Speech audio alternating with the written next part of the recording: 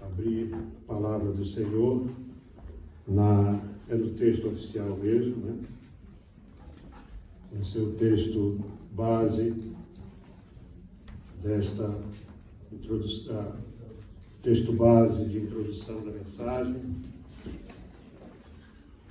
O tema é o mesmo, tratamento da alma. Essa é a quarta mensagem que nós estamos ministrando, já por 2 domingos, mas agora na sexta-feira estivemos também. Eu penso que vamos ter mais 2 mensagens, se Deus quiser. Uma já está pronta. E diz assim, Romanos 8,18, para mim, tenho não são para comparar com a glória que hoje há de ser revelada. Tem Romanos aí na sua Bíblia, irmão? Tem? Então vamos lá. Porque para mim tenho por certo, As aflições deste tempo presente não são para comparar. com a glória que em nós há de ser revelada.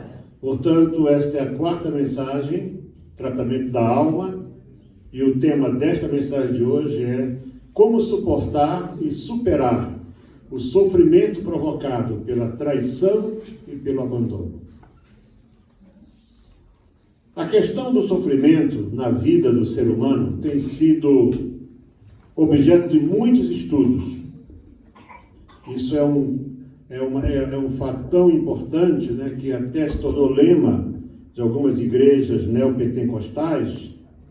Elas, ao abordarem o tema do sofrimento, elas querem excluir o sofrimento como parte natural da vida do cristão, e algumas até que usam como lema, pare de sofrer.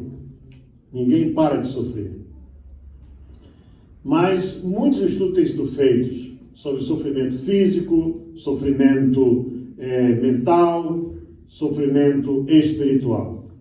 Na Bíblia, nós podemos encontrar inúmeros exemplos de pessoas que sofreram pelas mais diferentes razões, e somente no livro dos Salmos, talvez é o livro que você vai mais encontrar cânticos de sofrimento.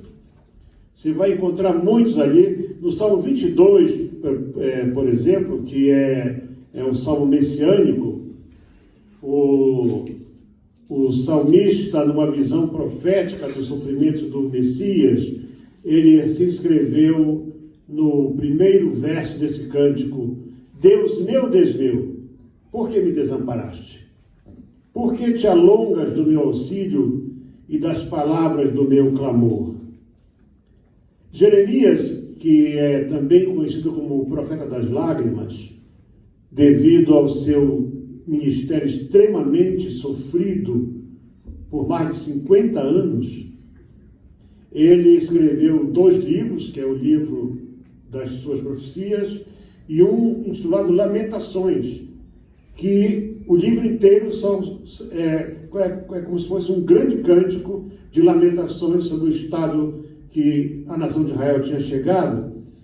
E no capítulo 1, do verso 1 ao 4, ele escreveu assim: como está sentada solitária aquela cidade antes tão populosa, se referindo a Jerusalém. Tornou-se como viúva a que era grande entre as nações, a que era princesa entre as províncias, tornou-se tributária. Chora amargamente de noite, e as suas lágrimas lhe correm pelas faces. No capítulo 3 desse mesmo livro, depois de explicar razões do sofrimento de Israel, ele ainda fala assim no verso 39, do que se queixa, pois, o homem vivente? Queixe-se cada um dos seus próprios pecados. Mas o sofrimento causado pela sensação de abandono, de traição, de rejeição, esse é dos mais terríveis. Sempre vai ser. E eu quero tomar como exemplo hoje, nesta palavra, uma pessoa na Bíblia que começou a sofrer desde muito cedo. Hoje fala-se muito em bullying, né? é uma palavra que foi criada, é uma palavra inglesa, e como é difícil talvez traduzir, incorporou-se às diferentes línguas da terra a palavra bullying para significar alguém que é abusado diariamente com palavras, enfim. No livro de Gênesis, capítulo 37, versos 1 a 4, queria que você acompanhasse essa leitura. Nós temos crianças aqui, é bom que tenha crianças aqui, porque essa mensagem é para crianças, para adolescentes, para jovens, para adultos e para pessoas de muita idade. E Jacó habitou na terra das peregrinações de seu pai, na terra de Canaã. Gênesis 37. Estas são as gerações de Jacó. Sendo José de 17 anos, apacentava as ovelhas com seus irmãos. Sendo ainda jovem, andava com os filhos de Bila e com os filhos de Zilpa, que eram as duas concubinas de Jacó. Nessa altura, Raquel já havia morrido, né? Possivelmente Raquel já havia morrido, e Leia, pouca referência se faz a Leia. Ele não andava, portanto, com os filhos de Leia, andava com os filhos de Zilpa e Bila, e diz que ele trazia notícias ruins deles para seu pai. E Israel, Jacó, portanto, amava José mais do que a todos os seus filhos, porque era filho da sua velhice, e fez-lhe uma túnica de várias cores. Vendo, pois, seus irmãos que o seu pai o amava mais do que a todos eles, odiaram-no e não podiam falar com ele pacificamente. O primeiro ponto que eu quero abordar nesta tarde é algo que está em Provérbios 27, 3 e 4, que diz assim: a pedra é pesada e a areia é espessa, porém a ira do insensato é mais pesada do que ambas. O furor é cruel e a ira é impetuosa, mas quem poderá enfrentar a inveja? Quem que pode conseguir vencer a inveja? O que pode parar a inveja? A inveja é um sentimento terrível, irmãos, terrível. É uma coisa horrorosa mesmo a inveja. O abandono e a solidão de José por parte de seus irmãos começou no dia em que eles viram que ele não era igual a eles, que ele era uma pessoa diferente, que ele não era aldrabão, que ele não era mentiroso, porque os irmãos de José, eles matavam cabritos lá no campo e diziam que foi o lobo. E então José trazia todas essas notícias do mau comportamento deles. Eles andavam com mulheres estranhas, eles faziam coisas que desagradavam o coração do seu pai Jacó. E o simples fato de Jacó ter mandado fazer uma túnica especial, presta atenção para a palavra túnica. Túnica é uma roupa, é uma veste que se põe, que se usava por cima da roupa. As túnicas, elas quase sempre identificavam a pessoa. Por exemplo, se você ler, me parece que é o capítulo 34 de Gênesis, a relação de Judá com a sua nora Tamar, diz que Tamar se vestiu como uma prostituta. Era uma roupa que se colocava por cima da roupa, que identificava. O cego de Jericó, diz que quando ele se levantou, ele jogou fora a sua capa, a sua túnica, porque é o que identificava como um mendigo. Então a túnica sempre foi algo que identificou a pessoa desde tempos imemoriais. Então guarda bem essa palavra túnica, capa, vestimenta, porque ela vai fazer parte dessa mensagem como um todo. E então, o simples fato, portanto, de Jacó ter mandado, a Bíblia diz que ele fez, confeccionar uma túnica especial para o seu filho, foi suficiente para que todo aquele rancor, porque eles eram, tirando Benjamim, que era um pequenito, ele já era nascido, tanto que José, quando lá do Egito perguntou por ele, eles eram 10 homens feitos. José era filho da velhice, portanto Raquel só foi engravidar já muito tempo depois. E eles, quando viram que, primeiro, José não era mentiroso, José não participava das coisas erradas, e o seu pai deu aquela roupa especial, e José era primogênito da sua mãe Raquel, ele era primogênito de Jacó com Raquel, eles passaram a odiá-lo por isso, porque ele se destacava dentre os seus irmãos.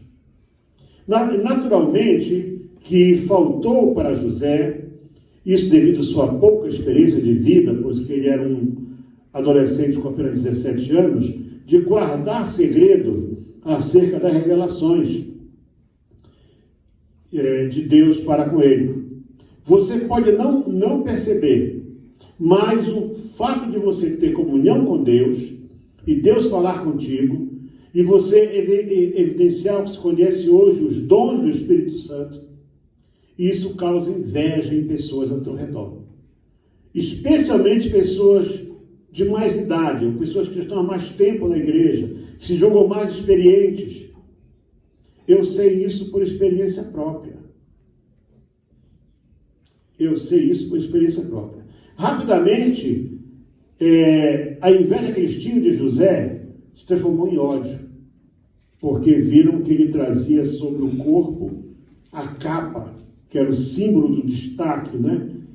Em que o pai o honrava, e eles ficaram com ódio disso. Então, eu quero agora falar para vocês sobre algumas etapas na vida de José que são marcantes. E por que eu digo que essa mensagem é para todos? Porque eu comecei falando de José criança. Desde criança que os seus irmãos faziam bullying com ele. Mas você não vai ver queixas dele por causa disso aí. Capítulo 37 de Gênesis, que é muito importante você manter a Bíblia aí, 23 e 24 diz assim: E aconteceu que, chegando José a seus irmãos, tiraram de José a sua túnica, a túnica de várias cores que trazia. Portanto, o escritor faz questão de mencionar que não era uma túnica qualquer, era aquela túnica, aquela vestimenta especial. E tomaram-no e o lançaram na cova, porém a cova estava vazia, não havia água nela. Meus amados, não fosse a intervenção de Rubem, e o capítulo 37 é muito interessante nós prestarmos atenção para alguns detalhes que ele nos traz acerca desses acontecimentos. Eu vou dar uma paradinha aqui e voltar para o 37, porque é bom nós nos fixarmos, né? O verso 11 diz assim: Seus irmãos, porém, o invejavam. Seu pai, porém, guardava todas as coisas no seu coração. E seus irmãos foram apacentar o rebanho de seu pai junto de Siquém. Era uma área conhecida isso, né? Era perto dali. Disse, pois, Israel a José: Não apacentam os teus irmãos junto de Siquém? Vem, e enviar-te a eles. E ele lhe disse: Eis-me aqui. Ele era um moço obediente. Então, quando ele se aproxima deles, eis aí o sonhador. Vamos dar cabo da vida dele. Vamos acabar com os seus sonhos. Muitas vezes nós sofremos problemas porque nós não guardamos segredo das coisas que Deus nos fala. As coisas pessoais que Deus fala para ti não são para você ficar divulgando para toda a gente. A maioria das pessoas não está preparada para ouvir e para se alegrar contigo. Elas vão se invejar, elas vão ter inveja e vão fazer o que puderem para impedir que você alcance aquela bênção. Então, quando José conta o sonho que ele teve, os dois sonhos, primeiramente que ele estava no campo e diz que estavam colhendo trigo e de repente que 11 feixes de trigo, ou 10 feixes de trigo se curvavam perante o feixe dele, se referia aos seus 10 irmãos mais velhos. Depois ele fala que que o sol, a lua e 11 estrelas, né? Portanto, os pais e os 11 irmãos iam se ajoelhar perante ele. Ele disse, mas que absurdo, você é um miúdo. Ele contou esse sonho porque ele não tinha experiência. Ele deveria ter falado só com seu pai. O pai disse, meu filho, não fala isso para os teus irmãos. Os teus irmãos não estão prontos para isso. Isso não vai ser bom para você. Às vezes pessoas vêm contar sonhos para nós com relação a outros e nós, olha, é melhor você orar bem antes de você falar para essa pessoa o que você sonhou. Tem pessoas que se rebelam até com revelações. Deus lhe dá uma revelação apontando algo que a pessoa está para sofrer e a pessoa, quando ouve aquilo, ainda se rebela. Então, eles chegaram lá e disseram, eis aqui o sonhador, vamos dar cabo do sonho, vamos acabar com o sonho. Tem até um hino, né? Se quiseram matar os teus sonhos, né? É isso? E a gente canta, até chora lá em cima, né? É isso?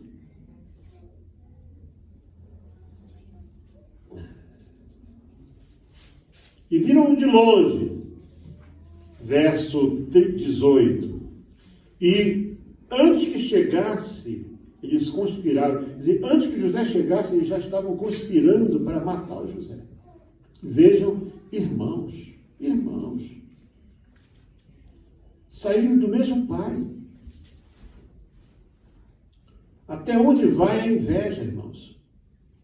Até onde vai o ódio acumulado? Eis, lá vem o sonhador. Vinde, pois, agora e matemo-lo e lancemo-lo numa destas covas e diremos uma besta fera o comeu. E veremos o que será dos seus sonhos. A questão deles era que o sonho de José não se realizasse.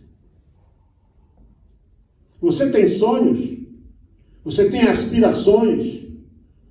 Deus já falou contigo? Eu vou te dar um conselho. Ou você fala com teu pai e a tua mãe, para que eles possam te ajudar em oração, ou você guarda segredo. Porque a maioria das pessoas, mesmo dentro da igreja, não vão fazer nada para te ajudar. O que elas puderem fazer para pisar no teu sonho, elas vão fazer. Isso é realidade, irmãos. Nós não somos aqui um parque de anjinhos, não. Somos pessoas. O problema deles era, vamos matar, e agora? O que vai ser do sonho dele? Quero ver agora os feixes de trigo se dobrarem. Você já leu sobre isso aí? É o sonho de José. É o sonho de José, irmãos. É o sonho de José. E eis que estávamos atando molhos no meio do campo, e eis que o meu molho se levantava e ficava em pé, e eis que os vossos molhos o rodeavam e se inclinavam. Falando para os seus irmãos.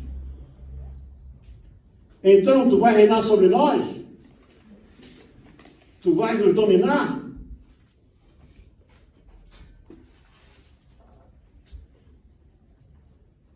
Se não fosse a intervenção de Rúben, que era o primogênito de todos, eles teriam matado José, destruindo com isso o próprio futuro de Israel como povo e como nação.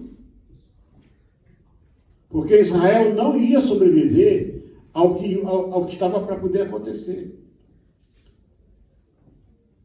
Então, pessoas que trabalham, pessoas que agem de acordo com sentimentos carnais, elas não estão causando mal para alguém, estão causando mal para aquela pessoa, para a família, para a sua pátria, para o mundo todo.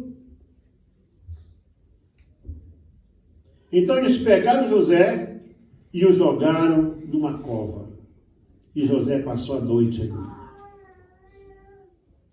Você pode imaginar o que se passou pela cabeça de José naquela e nas próximas 7.200 noites, porque desde esse dia se passaram 20 anos até que ele reencontrou os seus irmãos. 7.200 noites. Cada vez que ele ia para sua cama, vinha aquela imagem dele sendo recebido, espancado, arrancado a sua capa e jogado naquela cova.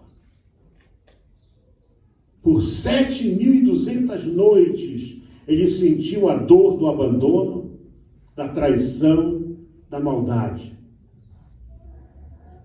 Um adolescente de 17 anos. Se hoje se considera como criança, imagina naquela altura.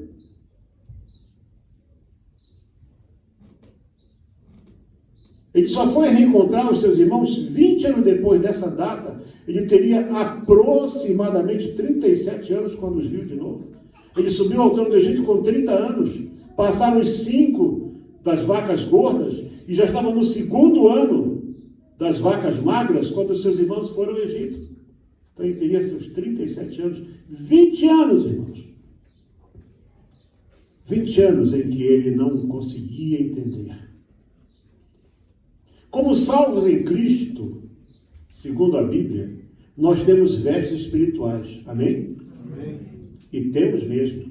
Esse é tão claro que Jesus falando da parábola das bodas, da grande ceia, diz que lá no meio estava alguém que não tinha as roupas adequadas. E chega o dono da casa, é bom ler a Bíblia, é um livro maravilhoso. Eu estou falando de gente que assim, eu acho que esse pastor veio lá de Marte, agora ele desceu lá de Marte, deve ser marciano. Isso não existe. Está na Bíblia. A festa pronta, aí chega o dono da casa, que é Deus, né? E vê quem está lá, tal, só pode ser um bicho feio, burifute, capeta, Satanás, né? Está lá com a roupinha dele, de anjo, mas não é roupa lavada no sangue do Cordeiro, não é a capa que o Pai preparou. Não é a capa que o Pai preparou. Então, quando você recebe Jesus na tua vida, segundo a Bíblia, você recebe vestes novas. Amém. E o que acontece, irmãos? Quando, por alguma razão, nós fracassamos, e isso é possível, a primeira coisa que Satanás mais vai querer fazer é arrancar a nossa capa, é tirar a nossa salvação. É tirar aquilo que nos garante estar na presença do Pai como filhos amados, ou aquilo que nos destaca dos outros. Os irmãos de José ali fizeram isso. Essa capa, essa túnica de graça, de beleza espiritual, a qual nós recebemos através do poder do sangue de Jesus, Satanás odeia isso aí. Porque ele não pode ter. Ele não pode ter.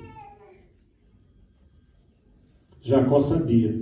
Uma pergunta interessante. Jacó sabia que seus irmãos, que os seus filhos não gostavam de José. Por que será então que ele mandou o seu filho naquela viagem, sem experiência do campo, sem nada? Por que será que ele mandou o seu filho numa viagem, 17 anos, para encontrar aqueles homens? Você já parou para se perguntar sobre isso? Eu vou te fazer uma colocação que vai te fazer entender isso aí. Foi exatamente isso que Deus fez com Jesus.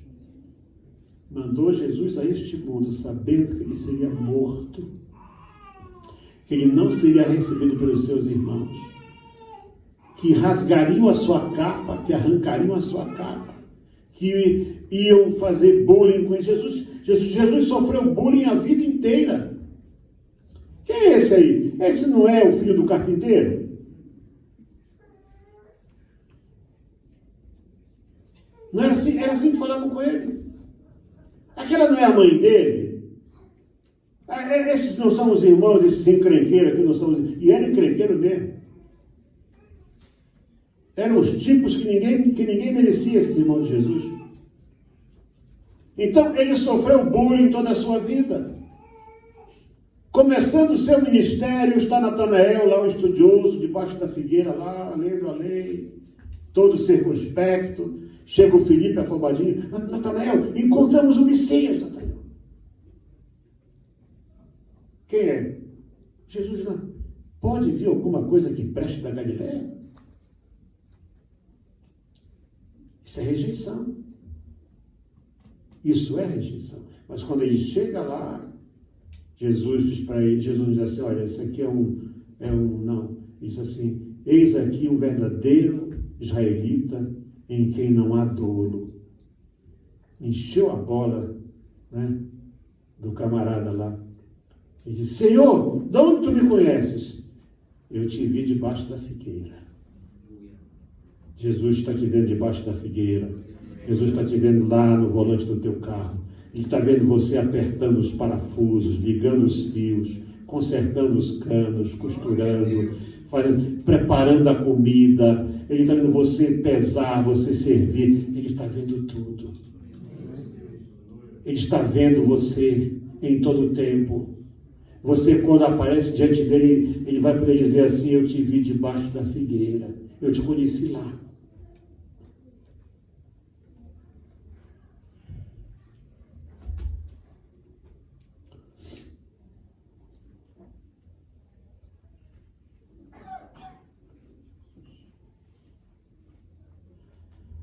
A casa de Potifar, para onde José foi, porque a Bíblia diz que ele foi levado para a casa de Potifar, é um lugar onde, mesmo você tendo sido abandonado por todos, Deus não te abandonou. No capítulo 38, verso 1 a 5, você pode ver aí, ele foi levado ao Egito por ismaelitas, né? Portanto, descendentes de Abraão também, e Potifar o comprou e o levou e vendeu. E diz que o Senhor estava com José, e José foi próspero no Egito. Verso 30, é o capítulo 39, irmãos, de Gênesis, 39, de 1 a 5.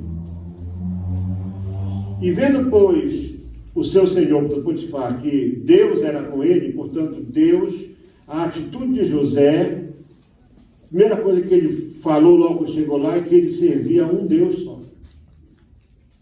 E Potifar respeitou isso. Potifar, o capitão da guarda. E diz que ele entregou tudo na sua mão. E desde que ele colocou José sobre a sua casa, o Senhor abençoou a casa do egípcio por amor de José. Então José nunca teve inveja de Potifar por causa disso. Nunca teve. Ele continuou fiel a Deus, mesmo ali sendo, portanto, ignorado daquela maneira, né? Eu acho interessante, irmãos, como essas coisas, portanto, acontecem.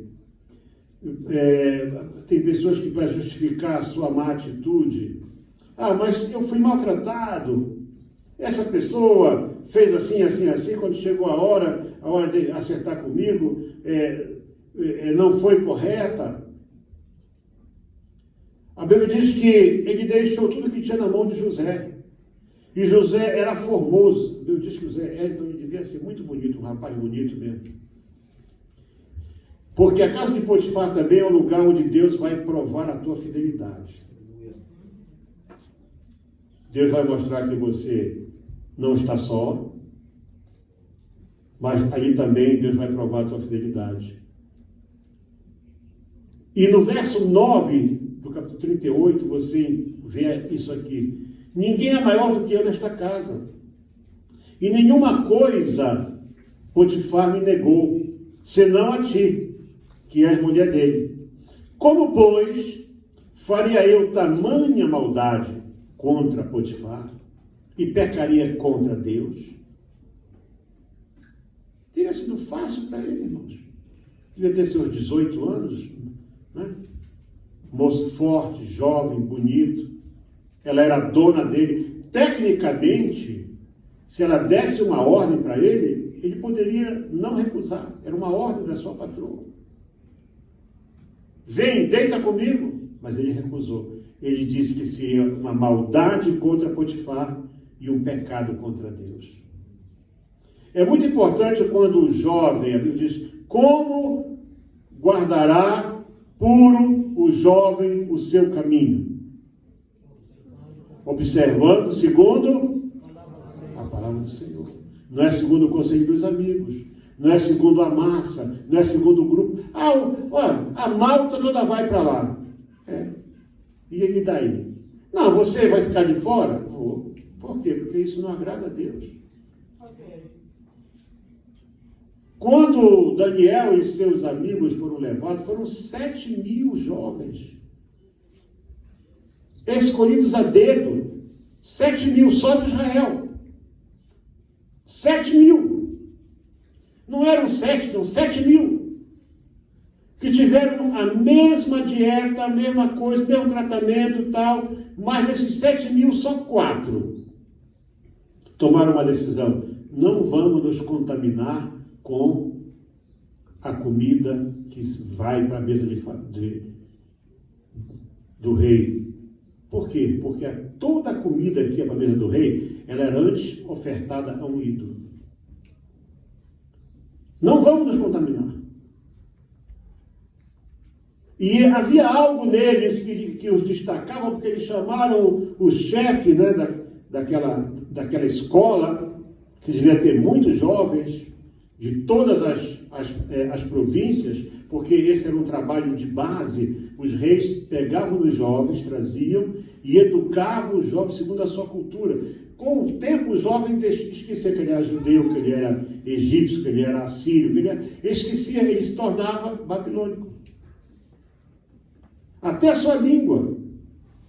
O hebraico moderno, o hebraico de hoje, ele tem diferenças do hebraico antigo na sua escrita, porque o hebraico de hoje ele tem uns pontinhos, tem umas coisas, parece assim, uns acentos, isso foram sinais criados naquela altura para que os jovens não perdessem a língua.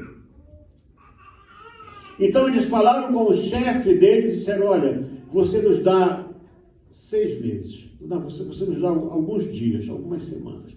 Depois desse tempo, se nós estivermos magros, nós vamos comer a comida do rei. E disse, depois daquele tempo, eles estavam mais fortes. Porque quando você for fiel para com Deus, você não vai perder. Você não vai perder. Você precisa, eles decidiram manter a sua fidelidade, e Deus honrou isso. José disse: eu não vou fazer mal para o meu patrão e não vou pecar contra o meu Deus. Portanto, a casa de Potifar é um lugar de abandono, mas Deus não abandona você. A casa de Potifar é um lugar onde Deus prova a tua fidelidade. Na casa de Potifar também, por causa da tua integridade, você vai sofrer. Você pode sofrer. Porque a integridade incomoda. Integridade incomoda. Eu sei porque o meu primeiro emprego me chamava de irmão, porque eu era crente. Ninguém chamava o meu nome Eliel, era só o irmão. Ninguém me cuidava para nada. Aí um dia perguntaram por que não, porque ele é irmão, ele não vai querer participar disso.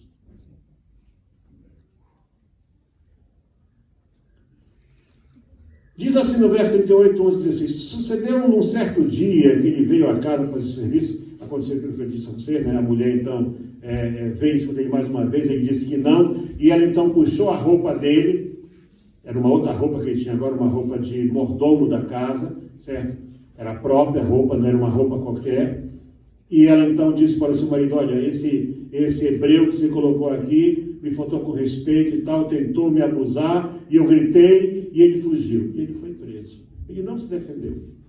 Era a palavra de um escravo contra uma senhora egípcia, não tinha chance.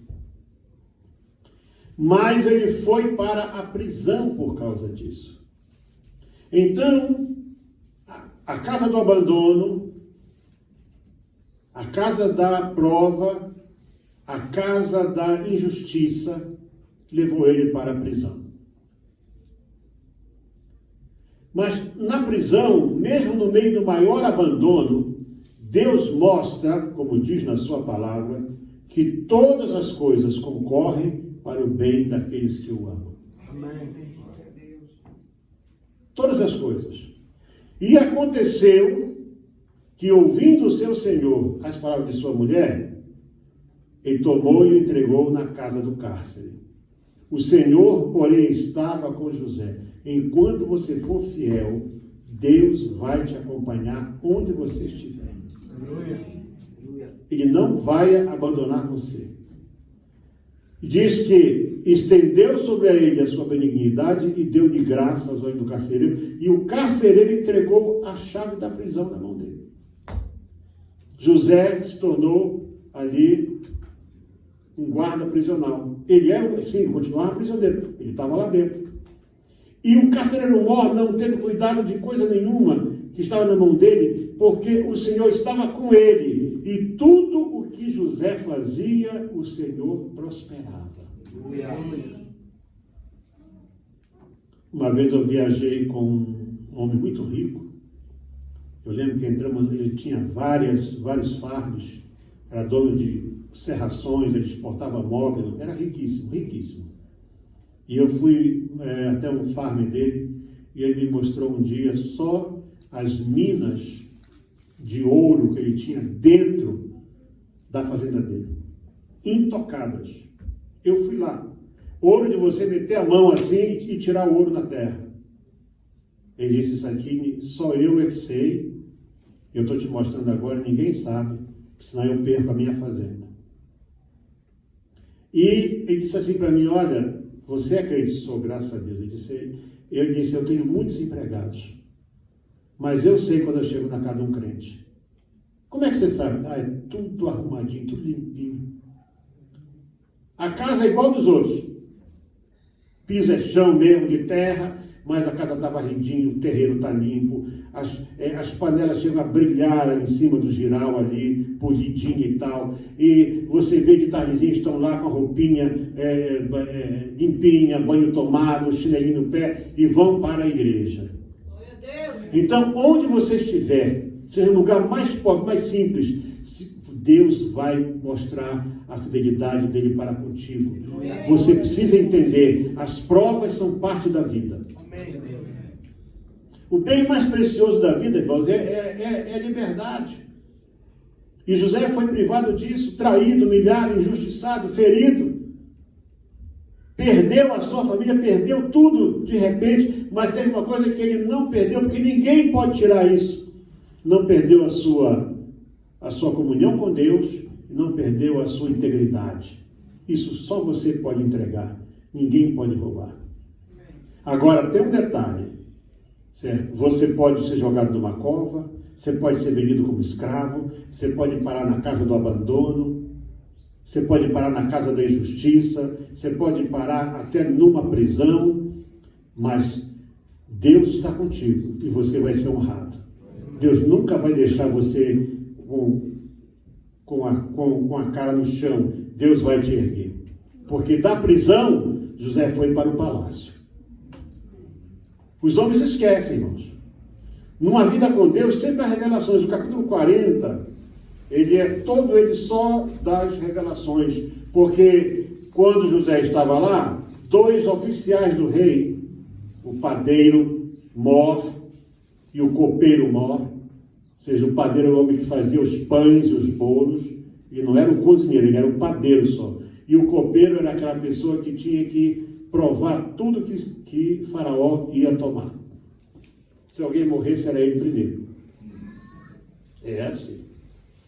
E eles foram para lá, e então eles sonharam. José viu que estava assim, com aquela aparência de quem não dormiu bem. Ah, nós sonhamos. E disse, José falou assim, não são de Deus as interpretações? No verso 8. Contai-me. E eles contaram. E aí, o copeiro disse assim, que ele tinha visto uma vide. A vide é uma árvore de uvas. É uma parreira, portanto. E ela tinha 3 sarmentos, 3 brotos, né? E estava como que brotando a sua flor, saía, seus cachos, tudo ao mesmo tempo. Ele via a manchinha, depois o broto, folha e o cacho e tal. E ele então... E o copo de Faraó estava na minha mão, e eu tomava as uvas, exprimia. José disse assim, olha, é o seguinte, dentro de 3 dias, Faraó vai te colocar de volta como copeiro real. Aí o padeiro se empolgou. Eu também. Aí contou, disse, olha, é o seguinte, também tive um sonho. Mas José falou para ele, olha, lembra-te de mim, usa de compaixão, porque eu estou preso injustamente. Fui roubado e tal.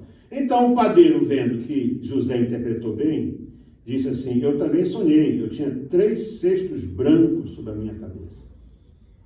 E no cesto mais alto havia de todos os manjares de Faraó, obra de padeiro, e as aves os comiam.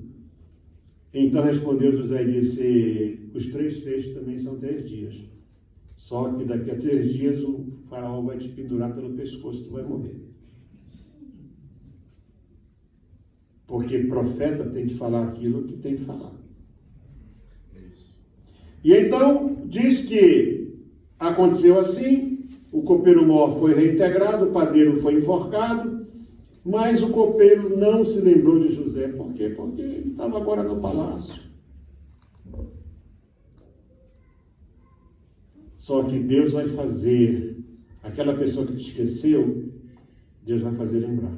Diga amém. Amém. Aquela pessoa que te prometeu alguma coisa, aquela pessoa a quem você ajudou, você abençoou, você fez prosperar, você emprestou dinheiro, você conseguiu uma colocação, você pagou o estudo, a escola dessa pessoa. Isso dói muito, às vezes, a gente investir numa pessoa, e aquela pessoa, quando se vê numa situação boa, fui. Como acontece isso? Como acontece isso? Ele foi, mas Deus não foi. Quem estava acima do copeiro? Quem era que estava acima do copeiro? Quem era o chefe do copeiro? Era o Faraó. Não, era o Faraó. O padeiro já estava enforcado mesmo. E Deus incomodou o Faraó. Capítulo 41, Faraó sonha. Só que o Faraó era rei. E quando um rei sonhava, ele queria que alguém dissesse o que ele sonhou. Dessa interpretação. Ele chamou todos os seus sábios e toda aquela turma lá, e ninguém, o sonho das vacas gordas e das vacas magras. 7 vacas gordas, 7 vacas magras, e 7 espigas bonitas, 7 espigas feias, e ninguém soube nada, e o Faraó já queria também mandar cortar a cabeça deles. Mandou prender todo mundo. Então o copeiro falou, dos meus pecados me lembro hoje. A pessoa esqueceu, Deus vai fazer lembrar. Vamos orar hoje por isso, contra essas injustiças que você sofreu. Se alguém te traiu, se alguém te enganou, se alguém levou o teu dinheiro, se alguém levou o teu salário, ou se alguém contou uma história e levou aquilo que era seu, usou da tua boa fé, Deus vai fazer lembrar. Então diz, olha, eu fui preso porque o Faraó ficou bravo comigo e tal, e lá na prisão eu sonhei e contei, um jovem hebreu traduziu. O Faraó disse, traz ele aqui. José sai direto da prisão, mas não saiu sujo, não. Interessante a Bíblia, né? Diz que ele tomou banho, se barbeou e trocou de roupa. E agora estava diante de Faraó. Não para pedir alguma coisa, mas como convidado para interpretar um sonho. E ele interpreta o sonho. Aleluia! E quando ele interpreta o sonho, o Faraó diz assim, quem nós acharíamos? Aleluia. Glória ao nome do Senhor. Amém. Porque José disse assim, olha gente, Faraó proveja agora, verso 33, procura um homem inteligente e sábio e ponha sobre a terra do Egito e faça isso Faraó e ponha governo. José não apenas interpretou, José deu toda o caminho para que o Egito se tornasse a nação mais poderosa do mundo naquela época.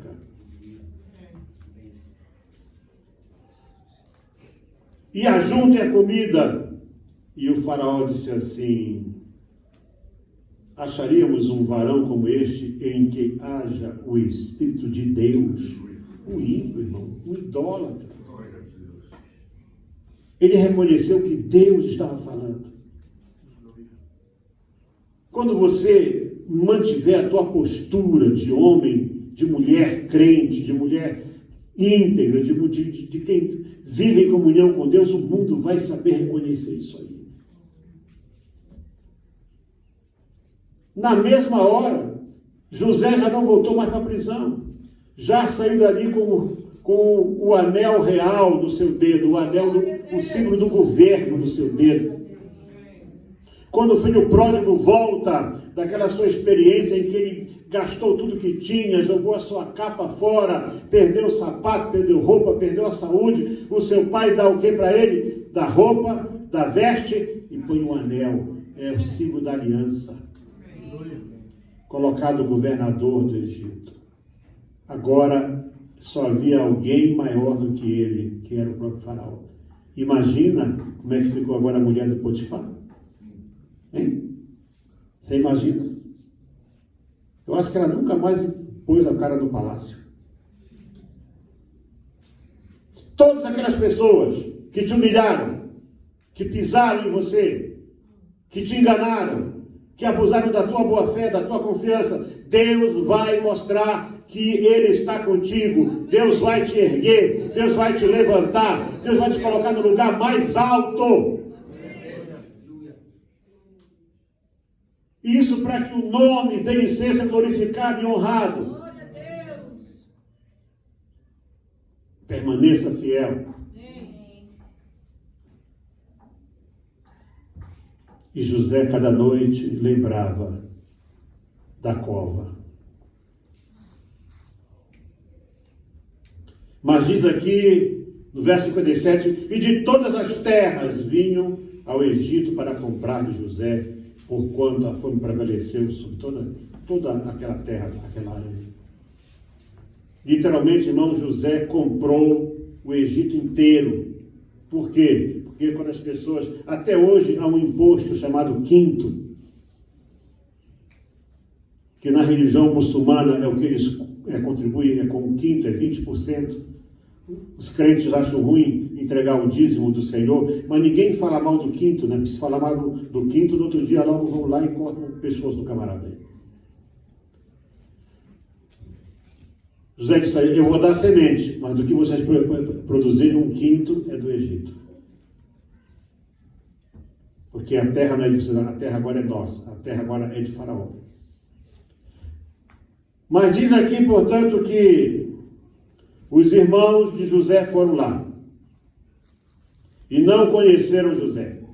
José, pois era governador daquela terra e vendia todo o povo, e os irmãos de José chegaram e se inclinaram perante ele com o rosto em terra. 7.200 dias esperando que o sonho se tornasse realidade.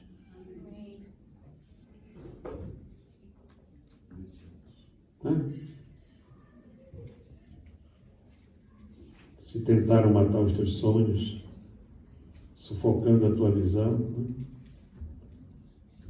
se jogaram você numa cova, o hino é bonito, mas cada noite, e de repente José chega lá, aparece lá aqueles 10, igual o sonho do feixe no campo, se ajoelharam perante ele. José lembrou, José conheceu, né?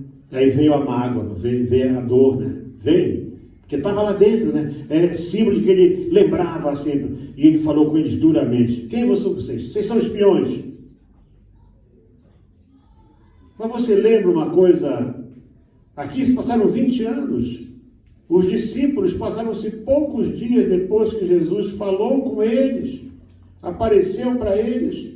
Eles estavam pescando a 90 metros da terra, e Jesus chamou e eles não reconheceram Jesus. Você sabe por quê? Porque quem está em trevas não consegue identificar aquilo que é luz. Ele pode ver a luz, mas não vai saber o que está lá dentro. José estava no alto agora, era governador com todo o paramento do Egito.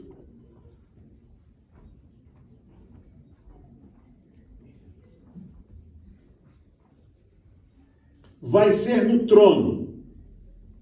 Pode passar o tempo que passar, 15 anos, 20 anos, 30, não importa. Deus vai fazer justiça na tua vida. Você abriu mão do quê? Você abriu mão de uma carreira por causa da salvação. Não se preocupe com isso. Deus vai te dar mais do que aquela carreira. Porque quando aquela carreira acaba, você vê agora aquele moço, aquele famoso corredor, milionário, disseram que ele está quase falido agora. Aquele que quebrou o pescoço lá na neve, Schumacher, né? Está lá, acabou. Ninguém fala mais. Ninguém fala mais. Mas você é falado no céu. O céu se lembra de ti todos os dias. Gênesis 45, de 1 a 7. Nós temos aqui a força do amor. A força da presença de Deus na vida do homem. Então José não se podia conter diante de todos. E levantou a sua voz com choro. E disse José a seus irmãos: eu sou José. Meu pai ainda vive. Por que será que ele não perguntou pelo pai antes? Dizem os rabinos que ele tinha mágoa do pai. Que o pai é que o mandara para aquela aventura. Mas agora, irmãos, quando ele encontra seus irmãos, quando ele confessa, quando ele se apresenta e diz assim: olha, não vos entristeçais, nem vos pese os vossos olhos por me haver vendido para cá, porque para a conservação da vida Deus me enviou adiante de vocês. Não foi fácil. Não foi fácil. Entre o dia da cova e a saída da prisão, 13 anos. 13 anos. 13 anos em que ele sofreu muito. Mas agora ele podia ver: Senhor, Tu és fiel. Senhor, como Tu és bom. Senhor, se eu não tivesse sofrido isso, Senhor, eu não podia socorrer agora meu pai, meus irmãos, o meu povo.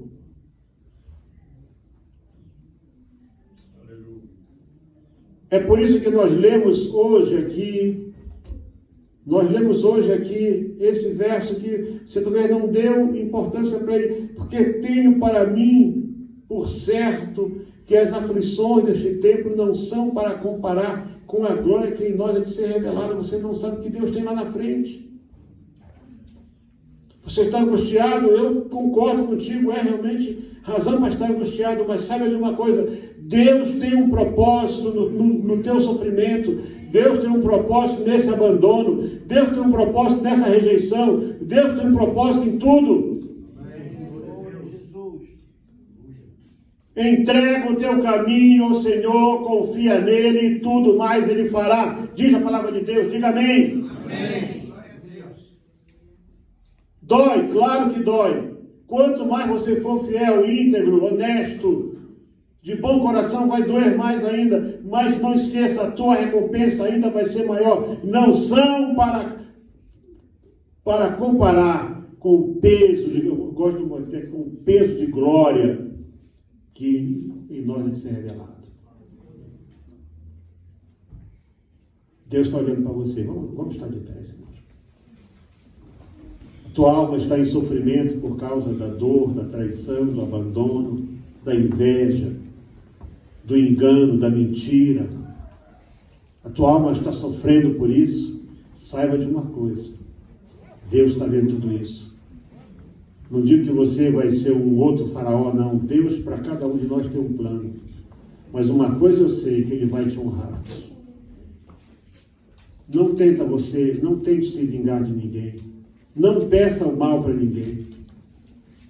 Só ora e entrega na mão de Deus. Deus vai fazer justiça. Deus vai fazer justiça. Ele vai te honrar. Por enquanto, José viu apenas os feixes de trigo. mais daí mais um ou 2 anos, o sol, a lua e as estrelas. Porque a geração toda era de 66 pessoas que vieram. As 70 almas incluía José, sua mulher e seus 2 filhos. 66 pessoas, pastor Carlos, que vieram. O sol, a lua e as estrelas. Porque eram os seus sobrinhos, suas sobrinhas, se ajoelharam. Deus é poderoso para fazer com que o sol, a lua e as estrelas se ajoelhem diante de ti. Literalmente. Porque Ele é fiel para isso. Você só precisa crer. Você não precisa se queixar, nem perguntar por quê. Mas pergunta, Senhor, qual o teu propósito? O que o Senhor quer fazer com isso? Me ajuda a entender, Senhor. Senhor, eu sou uma criança, Senhor. Senhor, eu sou um jovem, Senhor, eu era inocente, fui traído, fui enganado, fui abusado, fui iludido. Mas agora você é de Deus. Você é de Deus. Você é do Criador. Você pertence ao Criador. Você não é criatura apenas, você é dele. Amém. Você é dele. Você é dele. Você não é do Egito, você não é de Canaã, você não é dos ismaelitas, você não é de lugar nenhum da terra, você é dele. Você é de Deus.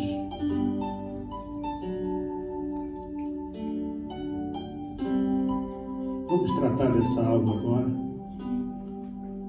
Vamos falar com Deus agora nesse momento e pedir para Ele nos fazer justiça. Que diz que Ele fará a justiça do justo brilhar como o sol do meio-dia. Aquela dívida não é tua. Se você pagou, ela não é tua. Deus vai fazer voltar para as tuas mãos. Aquilo que te roubaram vai voltar triplicado para as tuas mãos. Porque Deus é fiel. Deus é fiel, irmãos, para fazer cumprir na tua vida todas as palavras que Ele já falou para ti. Põe a sua mão no seu coração. Vamos orar e depois vamos celebrar a ceia do Senhor. Diga comigo: Pai que está nos céus, santificado seja o teu nome. Graças te dou, Senhor, porque não estou no mundo, eu estou na tua presença. Tu és o meu Deus, tu és o meu Senhor, tu és o meu libertador, tu és o meu Pai, tu és o meu juiz. Tu és aquele, Senhor, que vais me fazer justiça. Em nome do Senhor Jesus Cristo, teu Filho, eu peço agora que o Senhor possa tratar com os meus inimigos, com aqueles que me enganaram, com aqueles que me usaram, com aqueles que me roubaram, com aqueles, Senhor, que levaram de mim tudo que puderam levar. Senhor, eu te peço agora, me perdoa porque eu fracassei no momento da minha vida. Me perdoa, Senhor, porque eu mesmo entreguei a capa, mas eu quero de volta. Me dá de novo essa veste, Senhor. Me cobre com a tua graça, me cobre com a tua presença, me cobre com o teu poder. Perdoa os meus pecados, santifica a minha vida, faz justiça a minha e a minha casa agora mesmo, Senhor. Deus Santo, eu entrego tudo que sou, tudo que tenho, tudo que penso em tuas santas mãos, em nome do Senhor Jesus Cristo. Amém. Senhor, pode ser senhor.